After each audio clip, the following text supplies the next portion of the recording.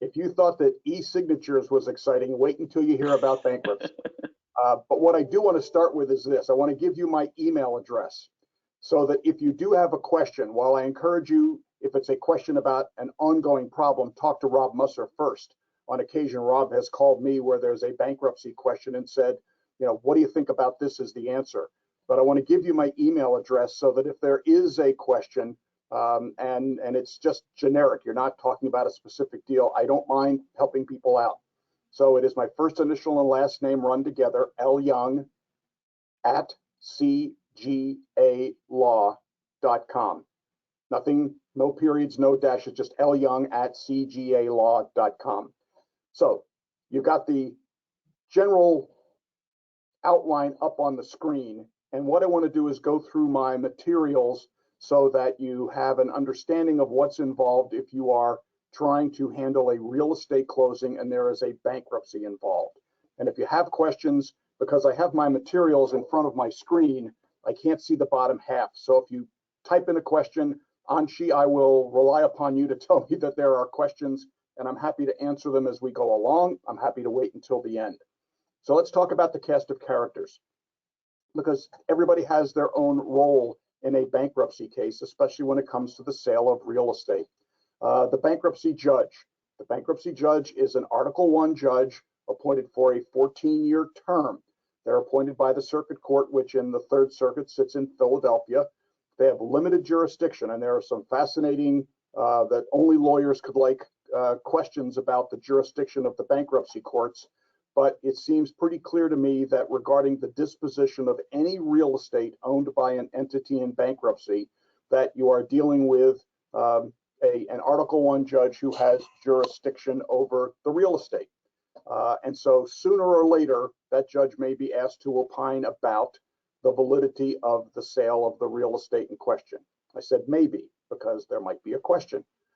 The United States trustee, or sometimes called the UST, they are part of the Department of Justice. They are basically a watchdog of the bankruptcy system, but they are not the judge. The judge is separate and independent. The U.S. trustee oversees the various other trustees we're going to talk about. Sometimes when you talk about the trustee, it's the U.S. trustee. Other times it's the panel trustee, and we'll talk about the distinction.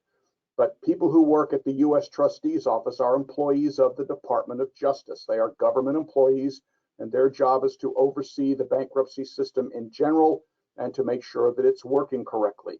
They have sort of permanent standing to go in front of the bankruptcy judge if they feel something's not right. They have the right to comment on the proposed sale of real estate, for instance, if they think something has not been handled correctly.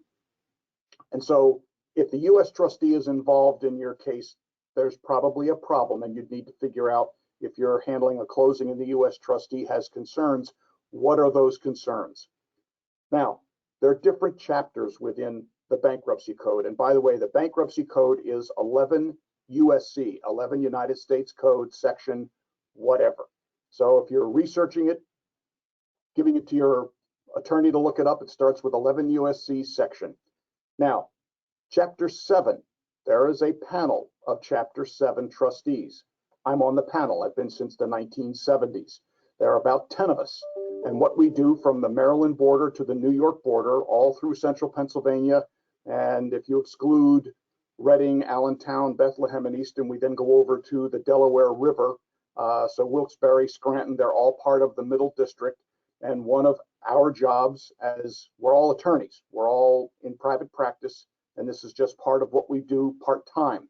Might be, depending upon how busy the market is, 25 to 50% of what I do, but we are otherwise practicing law.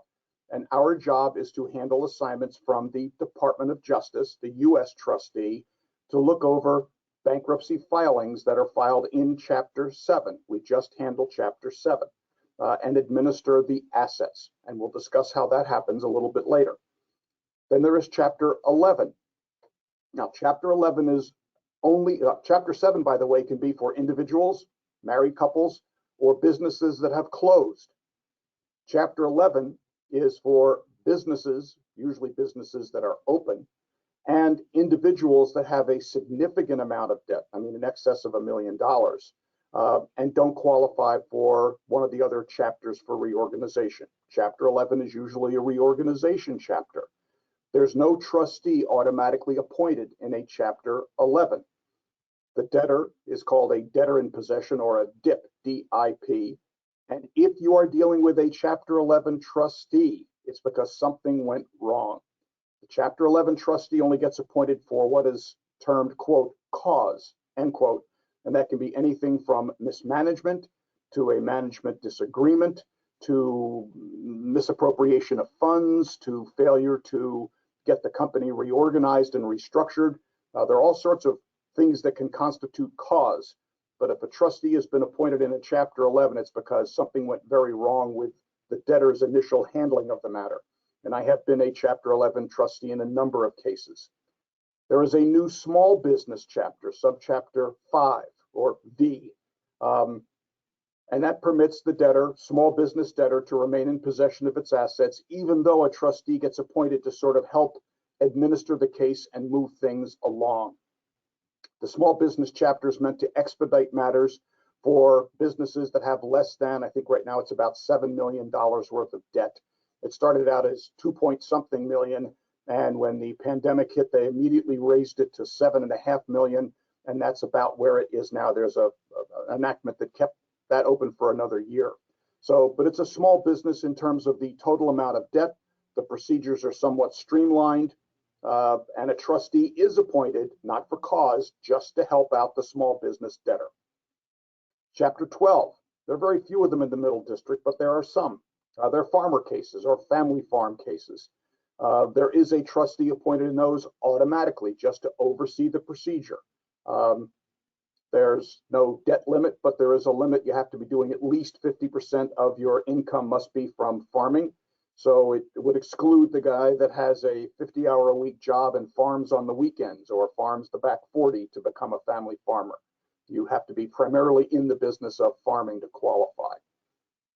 And an attorney named Lawrence Frank is the standing Chapter 12 trustee, pardon me. The last chapter, Chapter 13, is for individuals only, or husband and wife. And can't be for corporations, can't be for LLCs, and every Chapter 13 gets a trustee appointed. There is a new trustee on the scene who is just taking over, but there's only one Chapter 13 trustee for the entire Middle District. Although they're appointed in every case, their role is significantly different than the role of the Chapter 7 trustee or some of the other trustees. It depends on the circumstances.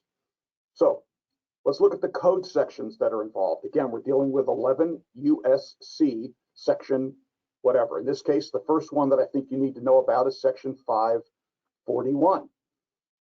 In 541, it basically says that there is a definition of what is property of the estate. For Chapter 7, it includes all legal or equitable interests of the debtor in any property as of the commencement of the case. So this would include equitable rights, it would include legal rights, it would include being a beneficiary of an asset, it would include being in control of an asset. There's also a clawback provision that if you acquire something in a Chapter 7 within 180 days of the filing of the case, that gets pulled in. So there are times I've actually met with my Chapter 7 clients, and the question I ask is, are you likely to inherit anything? How sick is mom or dad? Because if mom or dad dies in that 6 months after you file, whatever they are leaving you in their estate is going to be used to pay your creditors, which is probably not what mom and dad intended. And so there are times that you have to ask yourself, it's not just what did you own on the day of the filing, but what have you acquired within the 180 days after that? Now, the rule is different with Chapter 13. Chapter 13s are 3 to 5 year payment plans. And there the rule is that anything that comes into you anytime after the filing of the case becomes part of your Chapter 13 estate. So again, if you're selling an asset and you acquired it 2 years after you filed your Chapter 13, it's still an asset of the estate. If you acquired it 2 years after your Chapter 7, it's not an asset of the estate. 181 days after a Chapter 7 is filed, it's not an asset of the estate. And whether it's an asset of the estate or not triggers a whole group of sections on how do you pass clear and marketable title? How do you make sure that when the buyer buys from an asset that is either in the bankruptcy estate or once was part of the bankruptcy estate, how do you make sure that everything is taken care of? And Anshi, if there are questions as we go along, I'm more than happy if you want to interrupt, because as I said, I can't see the bottom part of my screen. Yeah, no worries. Let me take a look real quick, see if there's any specific questions. I don't see anything come through, but if we're stopped at a moment here, let me go ahead and initiate our first poll, and we'll get some audience engagement right now. Okay. So I'm going to go ahead and launch that first poll here. It's a easy question. It's does your agency handle bankruptcy files? So just a general question. If I'm curious if folks are already entrenched in this area of the law, or if they're looking to get their feet wet into it. So yes, no answers, and then also I wish we did, and I wish we didn't, just for kicks. And I'm sure that every agent probably has a horror story about a bankruptcy because they can present some unique concerns. Of course, of course. So we got 86% of you in the audience voted. We'll keep it open for another 15 seconds just to see if we can get to that, as close to that 100% there.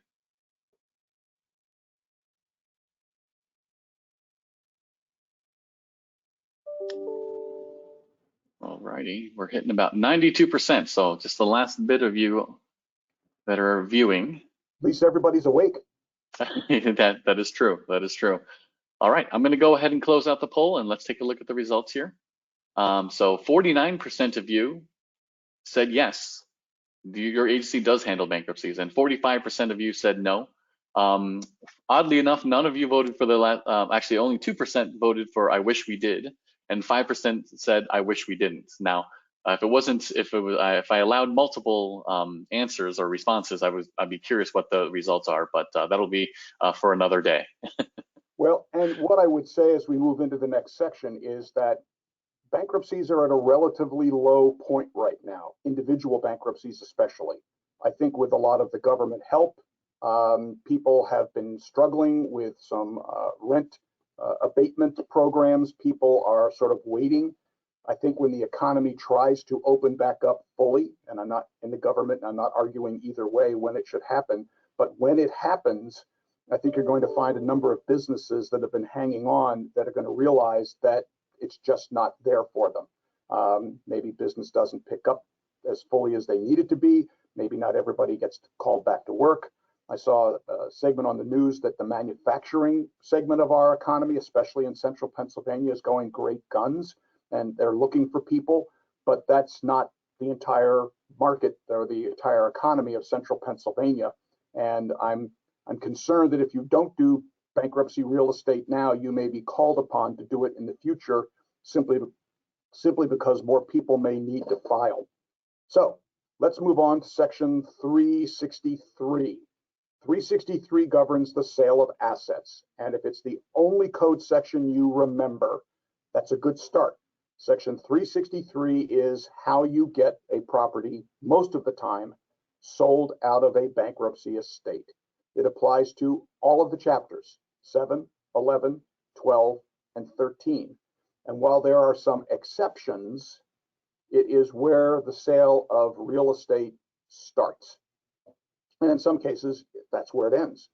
Now, 363, and it's called a 363 sale. There are other ways to sell real estate, which we'll discuss, but a 363 sale talks about the fact that somebody has filed a motion to sell the real estate, outlining the terms and conditions of the proposed sale. There is a notice that goes out to creditors, and there is an order. And after the notice period, if nobody objects, the court enters the order approving the sale of real estate. And there are a number of different ways that you can sell real estate, and we're going to talk about it. If there is an objection, the court holds a hearing. What's the objection? Let's resolve it. Usually, as the closing agent, you're not involved in either the motion or the notice or the litigation or even the order. You might have the buyer saying, hey, get ready because I think I'm going to be the buyer. but it might not always happen on schedule.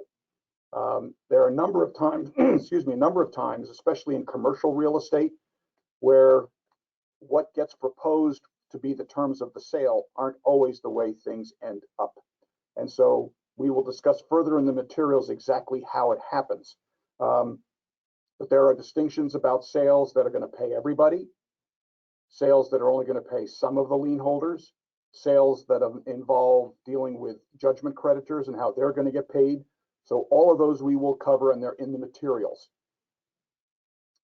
The other subsection you need to be aware of is 363M, as in Mary. 363M permits the court to find that a purchaser has acted in good faith. It has to be alleged in the motion. It needs to be included in the order, because what it says is that this is an arm's length transaction where everybody is dealing on the top of the deck. Hands are on the table. There's no collusion. There's no family dealing. It usually helps if the property has been marketed through a realtor, a broker of some sort, so that the world could have bought this. It does present a problem sometimes if a sale is occurring privately. Maybe less of a problem if you're selling to your neighbor who always wanted your property and said, hey, get it appraised and I'll pay the price. But it may be more of a problem if you're selling it to your kids. And it's an especially a problem if you are selling it for less than market value. That's a problem. But in the motion, there should be, if it's appropriate, an allegation that the sale is being proposed in good faith, because the court, if it finds good faith, cuts off many objections post entry of the order that would otherwise hold up a closing. But if the court finds that there's no good faith, an appeal can possibly put the order for the sale on hold until the appeal question is adjudicated.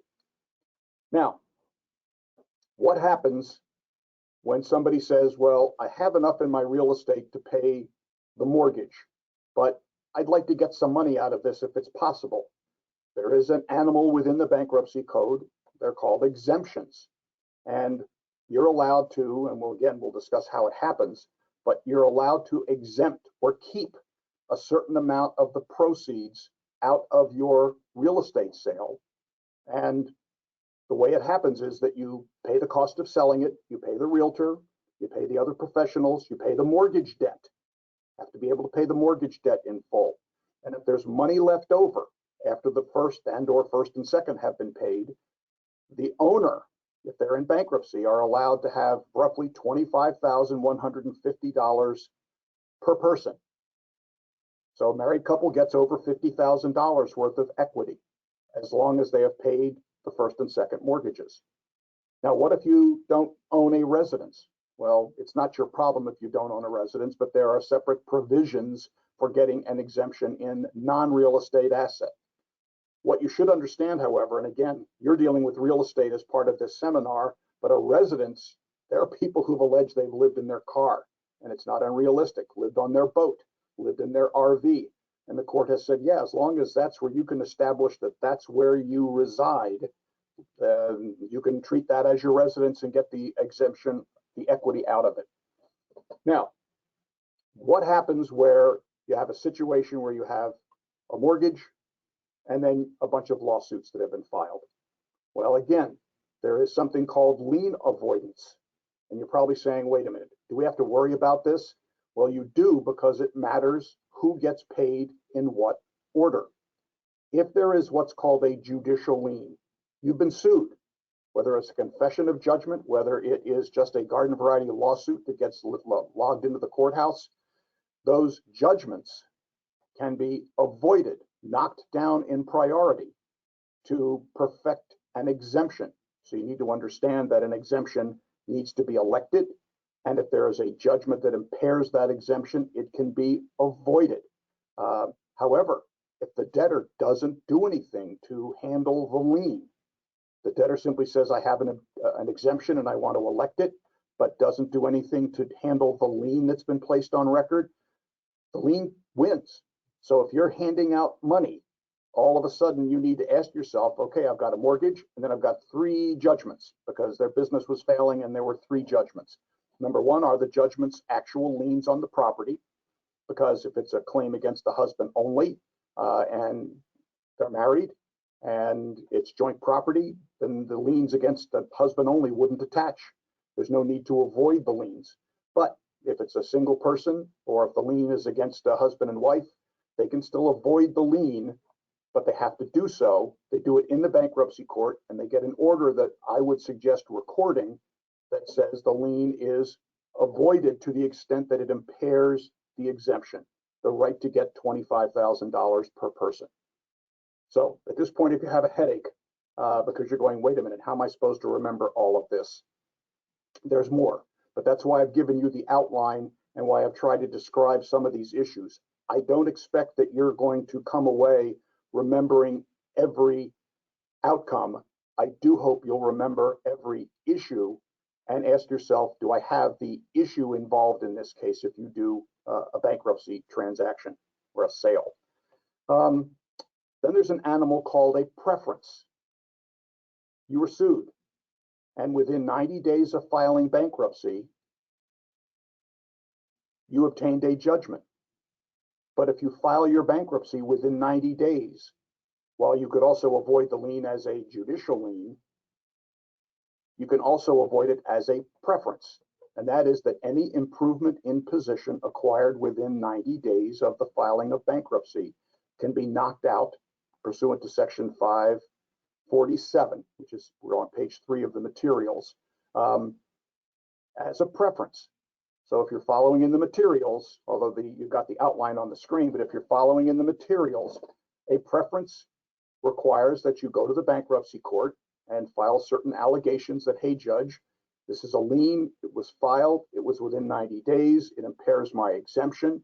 I would like it to be avoided because I want my exemption in this real estate that we're selling. There are some defenses. I wouldn't worry about the defenses, because unless there is an order that avoids the lien, it remains. And that's the important thing you want to take away from this.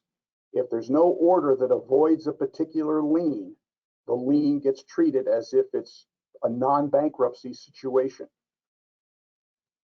Again, in real life, I would expect hands to be raised because it's an interesting proposition that the lien can be made to go away, but it doesn't have to be made to go away. And if the debtor doesn't raise the question of a lien avoidance because it impairs an exemption, or a preference because it was entered within 90 days, then the lien retains its position. And we'll discuss PACER in a minute, but all of these things can be looked at on the docket to determine what has the bankruptcy court been asked to do. Now, something near and dear to my heart is what we're going to discuss next, which is trustees, commissions, and professional compensation. Every trustee is entitled to be paid something for being the trustee. Now, as a trustee, every time I'm going to be paid something, I eventually have to file an accounting and have my payment approved by the court. But if I'm selling something, it is customary to put what I propose to be paid within the sale motion and to set aside the money for that. It is, I know that realtors are often asked to take a haircut. Can you knock your commission down a little so we can afford to do this? Once in a blue moon, I've been asked to do that as a trustee. It's rare that I do it because depending upon the amount involved, it might not be worth all the effort that it takes to get the sale approved. But everybody can be asked to take a haircut because if there is a sale and everybody consents to it, not a problem. If there's a sale, and we're going to discuss later, and there are non-consensual parties, the mortgage company feels it's not being paid enough, there are other parties that want to object, it is possible to not have everybody paid in full as long as they consent. Now, professional compensation. In order to be paid as a professional in a bankruptcy estate, you should probably, I say probably, definitely be appointed by the court to do the professional work. If you're a realtor, an accountant, especially in Chapter 7, you should be appointed as you're retained to do the work before you've done the work.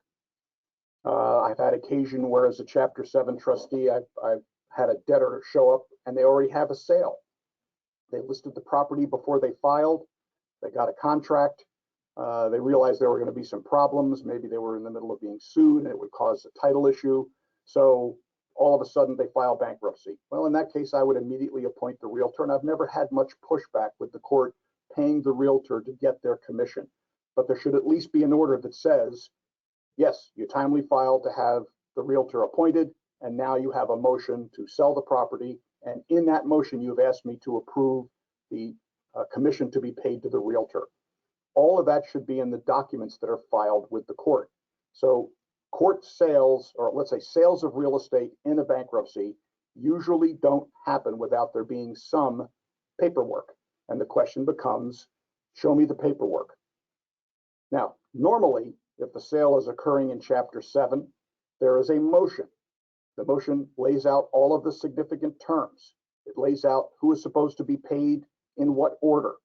I had a case one time where I had real estate, I had equipment and personalty, I had some other stuff, and I had different groups of creditors secured in different assets because of mortgages, UCC1s, those types of things. So we had 3 assets being sold for various prices, and in each asset we laid out what we thought the order of distribution would be, so that when we got to the closing, it would be clear that there was no dispute as to who would get paid in what order. Because if a creditor doesn't object and the motion says, here's how you're going to get paid, and the court approves it, that's how it goes. Now, what if there's a plain old mistake? What if you get the law wrong? That's an interesting question. As a trustee, I can go back and correct it if possible. But if there's a legitimate dispute and I say you didn't object and the court ordered it and you're going to have to live with it, yeah, if they haven't objected and the time for appeal has run, the order setting forth the priorities governs. Now, a lot of times the order won't say this will be paid, then that will be paid, then that will be paid. It will simply say the creditors will be paid in the order of their priorities as is set forth in the motion.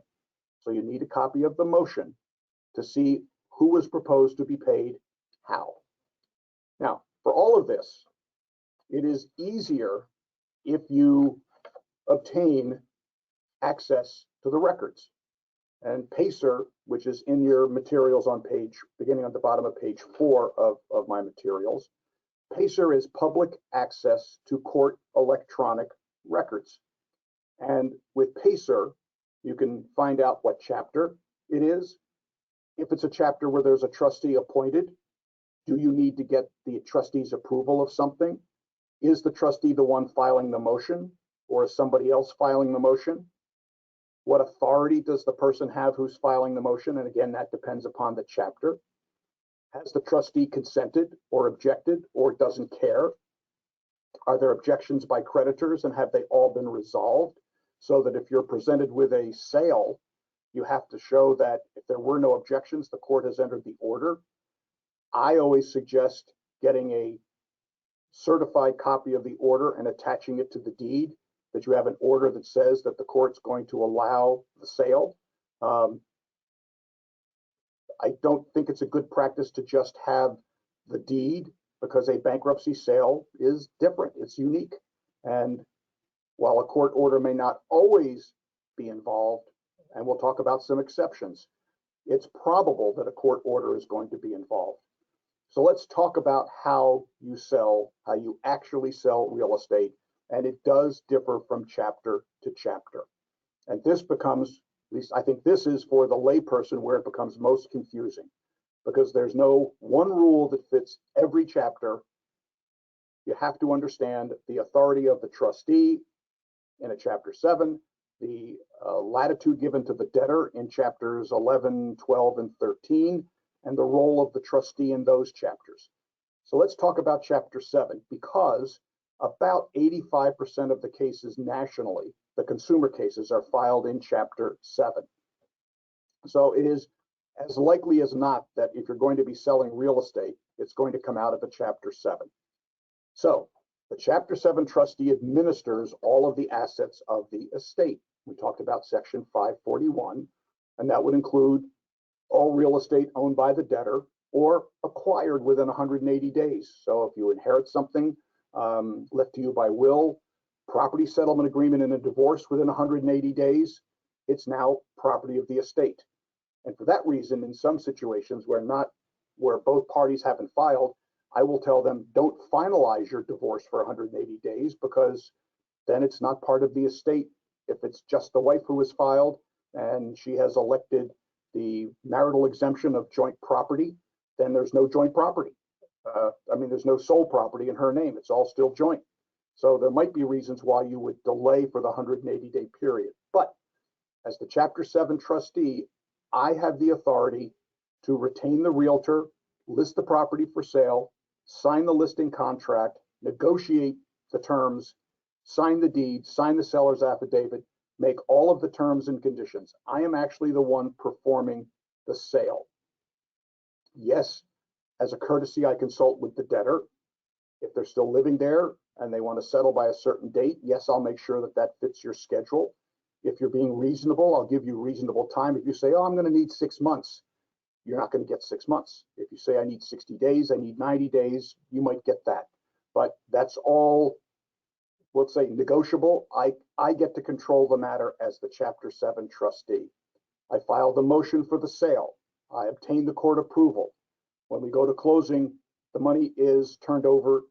Well, you could pay the mortgages, but the money, there's leftover money, gets turned over to me. And usually if there is an exemption, that $25,000 per person real estate, I get the money, I deposit it, then I distribute it so that I know it's been handled properly.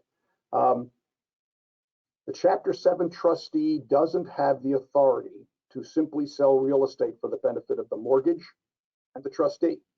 There has to be something in the case for the benefit of the general unsecured creditors. There are exceptions, but they are rare. So what you will often see is a carve out. I'll give you a pretend. House selling for $200,000, the mortgage balance is $200,000, and I say, look, if you just give me enough to pay the realtor and me and you, the court's not going to approve this. So on top of those sale costs, I'm going to need blank dollars for the general unsecured creditors. And if you don't want to do that, then we'll take the property off the market. We won't sell it. The debtors aren't going to be paying you anything in all probability, or the house is sitting vacant. You can insure it, and we'll walk. And you would be surprised, maybe not, how many times mortgage companies will say, look, you're going to give me the settlement proceeds, you're going to pass a clear title. I don't have to spend, in New York County at least, what, $3,000 to $5,000 as a deposit for the sheriff, plus the attorney's fees, and the delay. I tell clients that if they're facing a foreclosure sale, it's a 4 to 6 month process. And so the lender has to assess whether it wants to wait 4 to 6 more months or get its money in the 30 to 60 days it may take to conclude the sale of the real estate. But all of that gets negotiated through the trustee, unless the trustee takes another step. The trustee can do a short sale. Sometimes the trustee has enough money to pay the mortgage in full, all the professional fees, and even the debtor's exemption, and have some money left over. Those times are rare, but as real estate values go up, they're not impossible. But what if the trustee says, look, there's no equity, the mortgage company won't budge, there's nothing in this for the unsecured creditors, which is technically the constituency that the trustee is handling.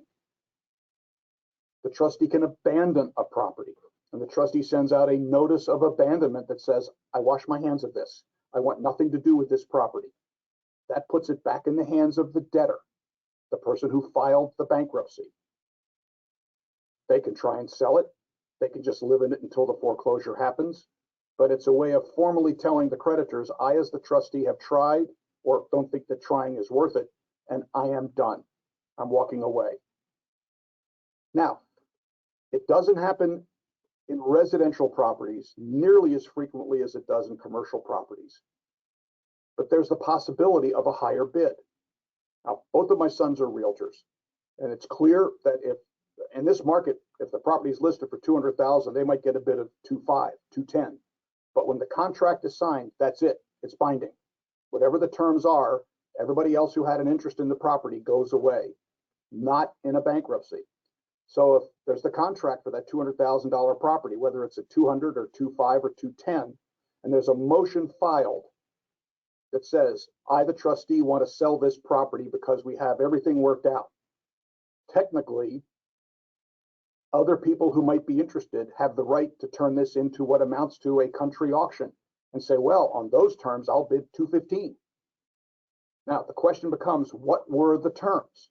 So if I've agreed to accept an order of an offer of 210, but there's no financing, no inspections, no mortgage contingency, none of that, that's what the higher offer has to be as well. And so it sometimes presents an issue. It's rare that residential real estate will wind up with competitive bidding because in most instances, it's been on the market. You could make an offer if you wanted, but I've seen it happen.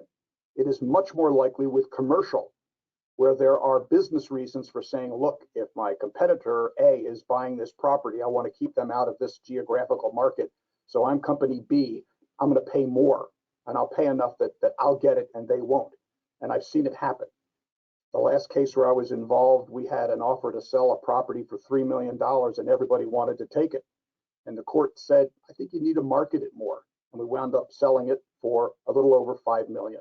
So it happens just often enough that the court understands that adequate marketing and adequate exposure might result in a commercial property, especially getting a higher offer. Anshi, still no questions? I'm happy to keep going. I've got one question here. Let me pull it up real quick that came in through. I figured I'd wait for you to have a good stopping point. So we have one question here. Is property held as trustee/executor covered by the bankruptcy? Question mark. For example, son is trustee of mom's trust and he files personal bankruptcy. The answer is it is not part of the bankruptcy estate. If son does not have a beneficial interest, if son simply is helping mom out as the trustee, or son is the executor for mom's estate, that asset doesn't belong to the son unless the son is named in the will as inheriting the property over which he's acting as the executor. That's a different matter. Now the son has a beneficial interest. I hope that answers the question. Very good. Right. And I know I've got some feedback here from some of our folks having some issues with the handout section where I believe we're experiencing a technical issue there. We'll be sure to email out to all attendees the presentation for Ron and as well as your materials just for good measure afterwards. So sorry about that there. Okay. I'm looking through the rest of the questions. I don't believe there are any other specific questions there. Okay, well, if there are any, we'll certainly try and allow some time. Chapter 13, the debtor retains control of their property in Chapter 13. That's one of the reasons why, if you're selling real estate and there's equity, you, the debtor, may want to be in a Chapter 13 because you get to control the terms and conditions of the sale. You pick the realtor, you negotiate the sale price, you, the debtor, negotiate when you vacate. So long as everything is done in a reasonable fashion, the trustee simply says, great, when you're ready to sell, you handle the sale, you turn over a certain amount of the proceeds to me because you've dedicated a certain amount to your plan. I have had cases where I thought the debtor was so absurd in the listing price that we objected, and the court has said, yeah, it's got to be a little more reasonable. I've had times where I have forced the Chapter 13 debtor into a Chapter 7 because they've acted so inequitably, so unreasonably, that the court says, yeah, you're not really doing what the Chapter 13 requires you to do. In that case, the debtor has the choice of withdrawing the case and going back out in the real world, or the court can say, I don't think you're acting in good faith, and perhaps converting to Chapter 7. So the debtor controls the process in its entirety in a Chapter 13, but has to either, and this is important, the Chapter 13 debtor has to provide a written plan. What do I intend to do to pay my creditors? If the Chapter 13 debtor has already had the plan confirmed, if the Chapter 13 debtor has gone to the court and said, I propose to do this, this, and this, and here's how I'm going to sell my real estate, and the plan has been confirmed, there are cases that say you don't need to have the court approve the ultimate sale because the court's already approved a plan that says that's what you're going to do. Now, a lot of title companies still want what I call a comfort order, and you'll see it in the materials when you get them. In that case, I have known bankruptcy judges, including the one that sits now in the Middle District in Harrisburg, to go ahead and sign a comfort order that effectively says the sale's approved because it's being done consistent with the already confirmed plan. What if you don't have a confirmed plan? I've seen Chapter 13s filed where it's taken a year to get the plan confirmed. What if in that interim you want to sell the real estate, but there's no plan that the court has already approved? In that case, you're almost like a Chapter 7, where you have to file a motion, you have to file a notice of the sale, you have to allow for higher bids, but the debtor's the one that does it, because in Chapter 13, the debtor stays in control of the liquidation of the assets. But the confirmed plan would vest it back in the debtor, and the debtor would then have the ability to sell the property. Now, I've had cases where the debtor has taken an unreasonable stance. My property is worth $1 bazillion, and the realtor balks at listing it, or they convince their friendly realtor to list it for whatever they want. And sometimes just have to deal with those on a case-by-case basis with a competing realtor. In all cases where you have multiple parties, you've got the debtor, debtor's attorney, trustee, probably a secured creditor, at least one, if not more, unsecured creditors or judgment creditors, even if they're subject to having their liens avoided. They all have the ability to raise their hands and say, Judge, I don't like what's happening, and to take that back to the court. And so you have to realize that in the end, while the debtor or the trustee has significant preliminary ability to move forward, or at least take the first move, not everybody has to accept every move as the last move. And so it's important that you realize that in the sale procedure that there might be objections, there might be a resolution, but in every case, if there's a sale motion, excuse me, there is going to be a court order that approves the sale on some terms and conditions, whether it's the same that were in the motion or something new because of a higher bid. There's eventually going to be an order. And if there's a motion to sell the property and there's no order, I would question whether or not the party trying to sell it, whether it's the trustee in a 7 or the debtor in a 13, has the ability to consummate the sale on the terms and conditions noted in the motion. Now, Chapter 11. Chapter 11 is, as I said, normally businesses, corporations, or individuals with extremely high levels of debt, in excess of $1 to $2 million. And the sale procedures are similar, at least, to the Chapter 13. The debtor remains in control of the assets unless a trustee has been appointed for cause. The debtor is supposed to propose a plan. How do I intend to pay my creditors? If the plan provides for the sale of real estate and the plan has been confirmed, you may not need any further order of court to sell the real estate. On the other hand, if the plan has been proposed but not confirmed, then you're back to Section 363, and you are looking at whether or not you're in a position to have the court approve the sale through a motion that sets forth all the terms and conditions, and you move forward accordingly. Finally, there is subchapter 5, the new small business provisions. It really is within Chapter 11, so much of it looks like Chapter 11. I've not filed one, but I've read the plans of about 2 or 3, and the plans look a little bit of a hybrid between Chapter 11 and Chapter 13 in terms of their complexity versus their simplicity. But you still have the same proposal of, I'm proposing a plan. If the courts confirm the plan and the plan calls for the sale of real estate, the order confirming the plan is what you want to get a copy of along with the plan, because it tells you what the debtor is allowed to do.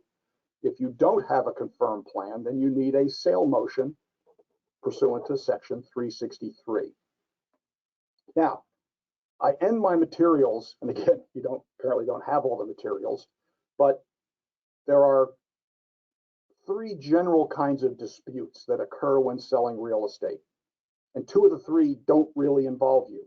but I want you to know about them because you might be looking at it going, oh my gosh, what do I do? And in 2 of the 3 cases, you don't need to do anything. So there are 3 major disputes that come up within the sale of real estate. The first is that something went wrong with the marketing or the selling. And we talked about some of those. You didn't hire a realtor. You just put a for sale sign in the front lawn. You're selling it without marketing, but maybe the price is fair, but you might need an appraisal. You might need, proof that, yes, I'm selling it to my neighbor, but here's an appraisal that says I'm selling it for the right price. Or I've given him the 6% commission that I pay a realtor, but I'm still getting the net that would be normal in an arm's length sale. So if the court finds that there's something wrong with the way the property was marketed or the way that the sale was handled, that never gets to you because the court's not going to enter the order. What if you have a property that was marketed, but there's a question about whether the price is adequate?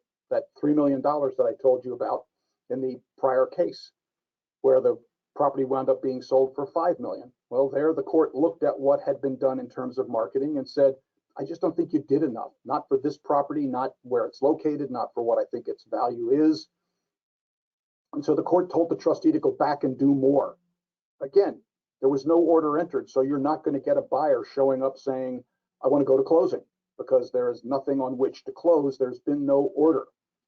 The third dispute that might come up, and this is a concern you have, the order has been entered, but now there's some dispute over the priority of a lien or how the proceeds are to be distributed. We talked about this going throughout the outline, but I want to reiterate that if you have a preference, a lien issued within 90 days of the bankruptcy filing, if it's not removed by a preference action, it's still a lien. You might have a judicial lien that interferes or impairs an exemption. If it's not dealt with, it's still a lien in the order of its priority. So if the debtor shows up and says, I want my exemption, and the judgment holder says, you didn't do anything, look at the docket, look at Pacer. You didn't file anything. You didn't get a plan confirmed that said my lien was to be avoided. You could do it in a plan. You didn't file a separate motion to have my lien avoided. You didn't do anything. And so you might have a disputed closing, which isn't that the sale is to take place, it's who gets the money. And under the right circumstances, I have seen cases where there is a legitimate dispute, where everybody agrees, sell the property. The property will be sold free and clear of all of the liens. Nobody's lien attaches to the proceeds, attaches to the real estate. It attaches to the proceeds. And we're going to take this money back to the bankruptcy court, and we're going to have the court decide who gets it. And while it's not an everyday occurrence, I've had it happen where we have gone through the sale, listed it, sold it for an arm's length amount. The court has approved the sale, saying it's in good faith, it's been properly marketed, but there's a legitimate concern over whether a particular lien has attached and whether there's been an action filed by the debtor to avoid it or strike it for some legitimate, or as the judgment holder argues, illegitimate reason. In that case, you can insure it, you can pass clear title, but the proceeds need to be held either by the trustee or by the court so that an ultimate determination is made. But that wouldn't stop you, as long as the court order has the right language, from going along with the buyer and ensuring the title in the hands of the buyer. Now, that pretty much, with 5 minutes left, pretty much covers the materials that I had